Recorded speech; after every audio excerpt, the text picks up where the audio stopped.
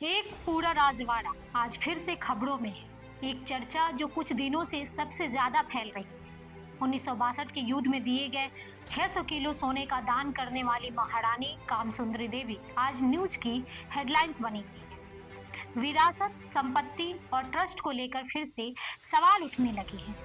लोग आज भी यही कहते हैं कि महारानी ने 600 किलो सोना देश को दान में दिया था, लेकिन सच्चाई क्या है?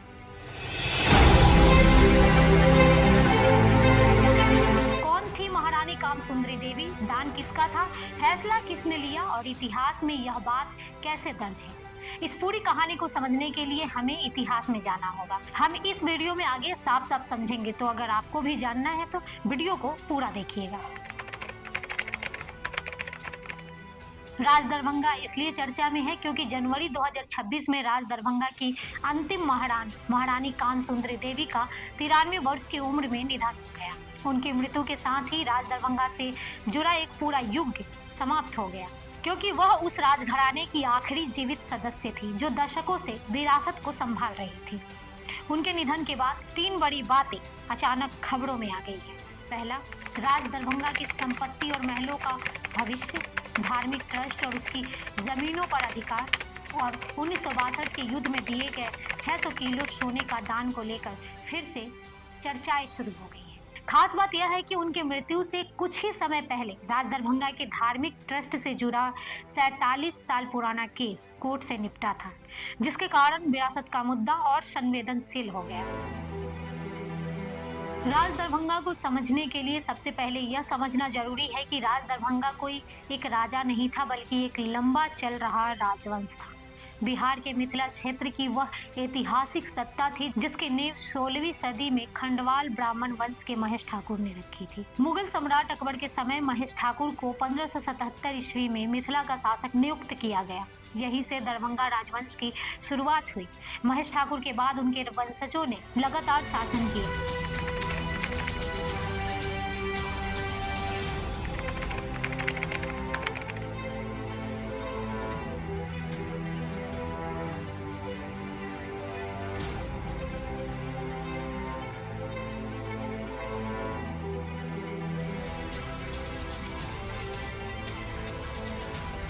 इन शासकों के समय राज दरभंगा ने स्थानीय विद्रोहों, नवाबों और नेपाल तराई के सरदारों से संघर्ष किया और अपनी सत्ता को मजबूत किया। धीरे धीरे राजधानी धौर, भौराहा, झंझारपुर और अंत में दरभंगा शहर में स्थापित हुई।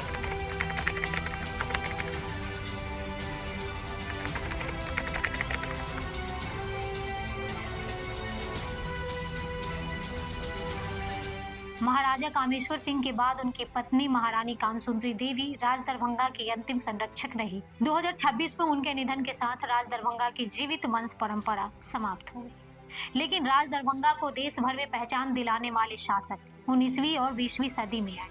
सबसे पहले महाराजा लक्ष्मीश्वर सिंह। लक्ष्मीश्वर सिंह सिर्फ दरभंगा के राजा नहीं थे, वे आधुनिक भारत के सबसे जागरूक और राजनीतिक रूप से सक्रिय शासकों में से थे। वे भारतीय राष्ट्रीय कांग्रेस के संस्थापक सदस्यों में से एक थे।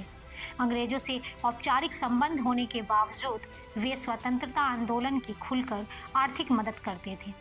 महात्मा गांधी, डॉक्टर राजेंद्र प्रसाद, सुभाष चंद्र बोस जैसे राष्ट्रीय नेताओं से उनके गहरे संबंध थे। इतना ही नहीं, जब अंग्रेजों ने कांग्रेस को सार्वजनिक जगह पर अधिवेशन की अनुमति नहीं दी तो लक्ष्मीश्वर सिंह ने इलाहाबाद में पूरा महल खरीदकर कांग्रेस को दे दिया। यानी राज दरभंगा स्वतंत्रता आंदोलन के पीछे मौन शक्ति बनकर चुका था। 1898 में लक्ष्मेश्वर सिंह का भी निधन हो गया। उनके बाद राज दरभंगा की गद्दी पर बैठे उनके छोटे भाई महाराजाधिराज रामेश्वर सिंह। रामेश्वर सिंह विद्वानों, कलाकारों और शिक्षाविदों के बड़े संरक्षकों में से गिने जाते थे। उन्होंने बनारस हिंदू विश्वविद्यालय, पटना विश्वविद्यालय, कोलकाता विश्वविद्यालय जैसे संस्थानों को लाखों करोड़ों का दान दिया था। राजनगर का भव्य नौलखा पैलेस, मंदिरों का निर्माण और सांस्कृतिक संरक्षण उनके शासन की पहचान बना। वे भी राष्ट्रीय आंदोलन के समर्थक थे और शिक्षा को भारत की असली ताकत मानते थे। 1929 में रामेश्वर सिंह की मृत्यु के बाद राज दरभंगा की कमान आई उनके पुत्र के पास, महाराजाधिराज कामेश्वर सिंह के हाथों में।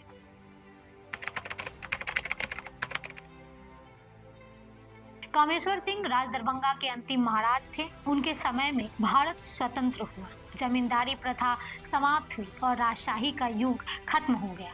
लेकिन उन्होंने सत्ता के अंत को सेवा का माध्यम बनाया। वे संविधान सभा के सदस्य बने, राज्यसभा सांसद बने और स्वतंत्र भारत की नींव रखने में शामिल रहे।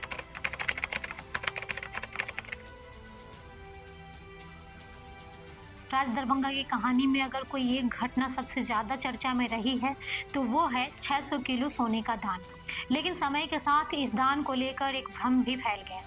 कई लोग कहते हैं कि यह दान महारानी कामसुंदरी देवी ने किया था। सच यह है कि 1962 के भारत चीन युद्ध के समय देश गंभीर संकट में था। उसी समय राज दरभंगा के अंतिम महाराजा कामेश्वर सिंह ने यह ऐतिहासिक निर्णय लिया। सरकारी रिकॉर्ड में इतिहासकारों के अनुसार 1962 में भारत चीन युद्ध हुआ। युद्ध के दौरान ही महाराजा कामेश्वर सिंह ने 600 किलो सोना, निजी विमान, दरभंगा एयरपोर्ट की जमीन और भारत सरकार को दान दी। उसी साल 1962 में कुछ समय बाद महाराजा कामेश्वर सिंह का निधन, यानी यह दान उनका जीवित रहते लिया गया निर्णय था। महाराजा के निधन के बाद महारानी कामसुंदरी देवी दशकों तक जीवित रहीं। लोगों ने दान की कहानी उन्हीं से जोड़ी, इसलिए जनचर्चा में महारानी ने सोना दान किया जैसी बातें फैल गईं। दरभंगा राज के पास दरभंगा, मधुबनी, पटना और बिहार के बाहर तक कई भव्य महल और जमीनें थीं। 1934 के नेपाल बिहार भूकंप के बाद नरगोना पैलेस का निर्माण किया गया, जिसे बाद में ललित नारायण मिथिला विश्वविद्यालय को दान कर दिया गया। इसी तरह लक्ष्मी विलास पैलेस भूकंप में क्षतिग्रस्त होने के बाद पुनर्निर्मित हुआ और कामेश्वर सिंह दरभंगा संस्कृत विश्वविद्यालय को सौंप दिया गया। पटना का नौलखा पैलेस, मधुबनी का राजनगर पैलेस कॉम्प्लेक्स और दरभंगा का किला, ये सब राज दरभंगा की विशाल संपत्ति का हिस्सा थे। लेकिन राजशाही के अंत के बाद सवाल उठने लगे कि इन संपत्तियों का भविष्य क्या होगा। जब राज दरभंगा का राजनीति अंत हुआ तो बहुत से लोगों ने मान लिया कि अब इस राज की कहानी भी यही खत्म हो जाएगी। लेकिन सच यह है कि राज तो चला गया पर उसकी संपत्ति और विरासत यही रह गई।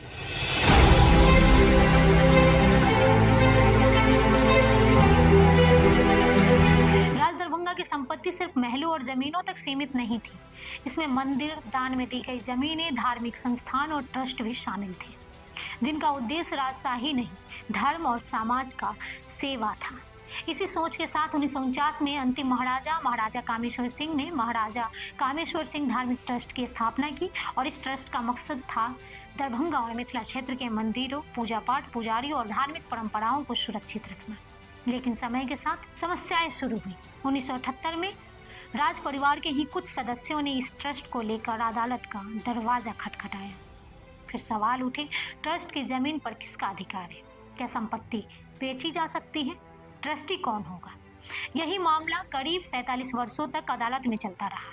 इस पूरे समय में महारानी कामसुंदरी देवी ट्रस्ट की मुख्य संरक्षक बनी रही। 2025 में अदालत ने इस लंबे विवाद पर अंतिम फैसला सुनाया। फैसले के अनुसार ट्रस्ट की संपत्ति बेची नहीं जा सकती। बिना अदालत की अनुमति कोई सौदा अमान्य होगा। महारानी के बाद तय उत्तराधिकारी ट्रस्टी की भूमिका निभाए। इस फैसले ने एक बार फिर बात साफ कर दी कि राज दरभंगा की संपत्ति अब भी कानून की निगरानी में सुरक्षित विरासत है।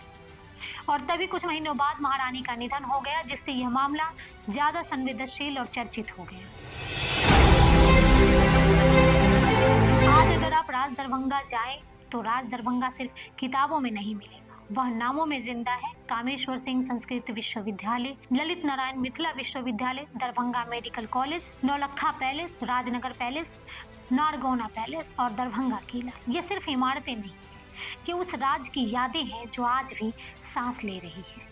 आज भी हजारों छात्र राज दरभंगा के बनाए संस्थानों में पढ़ते हैं। हजारों परिवार उस जमीन पर बसते हैं जो कभी दान में दी गई थी। यही वजह है कि मिथिला के लोग आज भी दरभंगा राज का नाम सम्मान और गर्व से लेते हैं।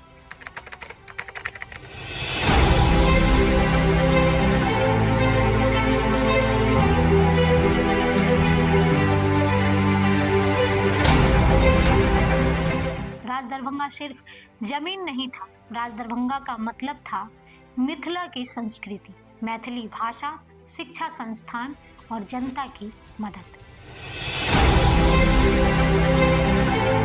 आपको यह इतिहास का पन्ना कैसा लगा? क्या आपने राज दरभंगा के बारे में पहले कभी इतना विस्तार से सुना था? अगर आप दरभंगा या बिहार से हैं तो हमें कमेंट में जरूर लिखिए।